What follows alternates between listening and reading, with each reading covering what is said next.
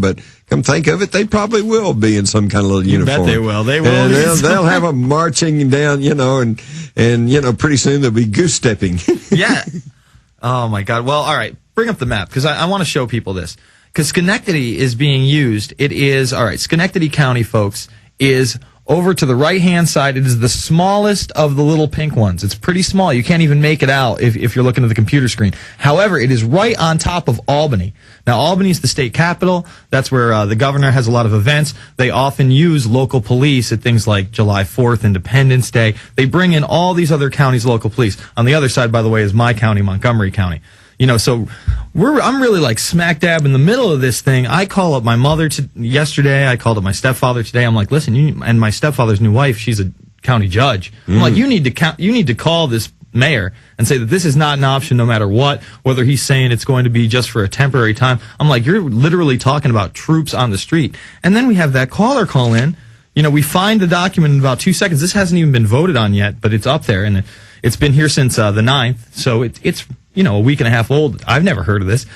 Your ammunition, your firearms, who you are, who sold it to you, where you're storing it. This is the Holt bill. This is Holt bill. It's named after a young kid in Chicago who was killed by a thug on the subway or whatever. He was trying to protect his girlfriend or something like that. Mm-hmm. So they use these tragedies, and get everybody's emotions up, get their sympathies running, so that they can run through this draconian stuff. Now, hopefully, I think the NRA is all over this, and hopefully any thoughtful person.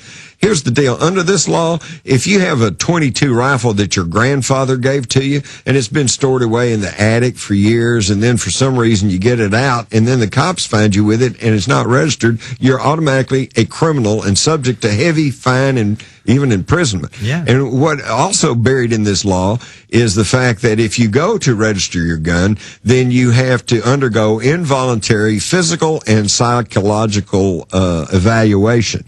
And so, hey, Jason, figure that out, Well, Jason, do you feel like that 9/11 might have been an inside job? Well, yeah, the evidence points that way. Oh, well, listen, we're going to have to send you along for further psychological evaluation. And by the way, we've got some Prozac we need to put you on. Oh, my God. So we can see where this is going now. I would think that like on this Holt bill and on some of the stuff they're proposing in Congress, hopefully cooler heads will prevail, and they'll gut a lot of that, and they'll cut out a bunch of the more, egregious stuff. But the problem is they're still making another step ahead, and then next year will be another step, and a couple of years will be another step. And the next thing you know, we're going to be in a 1984 Orwellian anthill socialist society, and everybody's going to be scratching their head and saying, how did we get here? Mm-hmm. And folks, whoever's listening out there, I'm going to tell you, we're going to get there because nobody's paying attention out there. Okay? Yeah, I absolutely agree. I mean, we're talking about this right now here on this Friday night, and I guarantee you half the town is down on 6th Street partying. Well, yeah, absolutely. And you know Which is great, but... Yeah, there's a time and a place. All right, it's the 20th today. This gets voted on in my community 4 days from now. Wow. And this is in 4 days, folks. I'm encouraging people to get down there. This is on the 24th. You can go down to the Albany County legislator, and it'll take effect in 2 months. If they pass this... Oh, this they're voting for this in New York, right? This isn't just New York. This is not even New York State. It's just Albany County. And Albany County is the county that is... But that's the capital. Exactly. It's the biggest threat next to Schenectady County. That's what I'm saying. Albany, in upstate New York, it's a lot of farm culture. I live next to Amish people. It's not a big threat. Upper state New York is a really beautiful place. Oh, it's gorgeous. I love it. And it's nothing like New York City. Most people don't understand that, but yeah. I know. Saying New York State is like New York City is like saying that Central Houston is Texas. Exactly. But this is a local thing that they'll put in as an ordinance, and then they'll literally know where all the guns are in Albany, which would be the biggest threat to this martial law, because that's the biggest area, the largest area. That's where most of the gun owners are going to be. That's where most of the people with better jobs are going to be, And how many shooting massacres have we had in Albany? That's a big zero. Big zero. I mean, we've definitely had some robbery, but why is there a problem there? But, other states are beginning to flex their muscles. I think that it is Montana that has some legislation in place that says if there is a firearm or ammunition made in Montana, it is exempt from any federal firearms law. And folks, this is the type of thing we need to do. We just need to regain our control over our local communities and do what is necessary and what is right and what is proper without losing every one of our liberties. And yeah, and I think that's why, Campaign for Liberty is actually targeted on this My Act document that you guys talked about today. It's because that is exactly what that's dedicated to. It's having a government for and by the people again. In other words, you run for city council, you run for your local mayor, you run for your congressional district seat. All right, we're going to come back with your phone calls. It's 866-582-9933. Jim Marrs in studio, the great author and lecturer. Back after this, prisonplanet.tv, Infowars.com.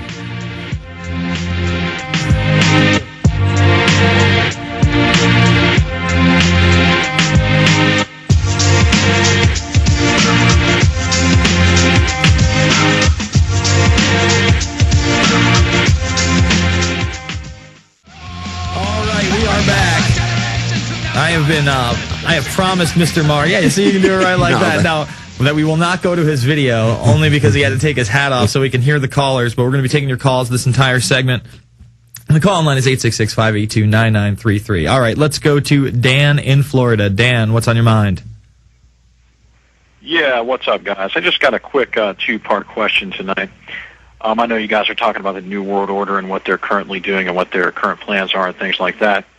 And, all with concrete evidence and things. But basically, I'm just wondering, what is the final end of all this stuff? Now, I know there's there's going to be like centralization of power and things like that. But I mean, like, say they were to get that, say you guys in your process of trying to expose it, trying to stop it, were to totally fail, right? And they were to succeed in their agenda and things like that, centralization of power, one world government, one world currency. What comes after that? Now, I know in Alex's movie Endgame, he talks about how these people want to live forever, and I've seen scientifically how they could do that, and how they want to travel the cosmos and things like that. But there's a lot of there's a lot of people that seem to suggest that some of these secret organizations and things like that already have the capabilities of like interstellar travel and traveling through space. So, I mean, why would that be their end goal if they can already do some of that sort of stuff? Well, are you asking what's their end goal for the Earth? Well, I mean, for the Earth as well as their agenda. I mean, like I said, I know they want to centralize power and things like that. Well, now wait a minute. Let me say this. I'm not. Everybody talks about this one world government, and they want one world government. No, they really don't. Okay, that's the reason they had to turn against Soviet communism, because it was threatening to go worldwide. If you want to know what the bottom line is going to be, you need to go back and read a book written in 1948 by a British socialist named Eric Arthur Blair. Now, he wrote under the pen name George Orwell. And, of course, his book was the famous book, 1984. And it being closely connected with the Fabian socialists in England, I think he had an insight and an insider's view of what the ultimate game plan was. And if you recall, in 1984, the world was divided into three socialist blocks. They called it Oceania, Asiana, and East Asiana. In today's real world, it's going to be the European Union, the soon-to-be North American Union, and the future Asian Union. And then what they do is they play one block against another one for continual war and stress, so they can keep up profits and keep tight control. That's the bottom line. Now, the movie producer Aaron Russo, who's now deceased, asked one of the Rockefellers, what are you guys up to? And he said that one of the Rockefellers replied, we are going to microchip the population and the wealthy elite will rule the world. That, my friend, is the bottom line.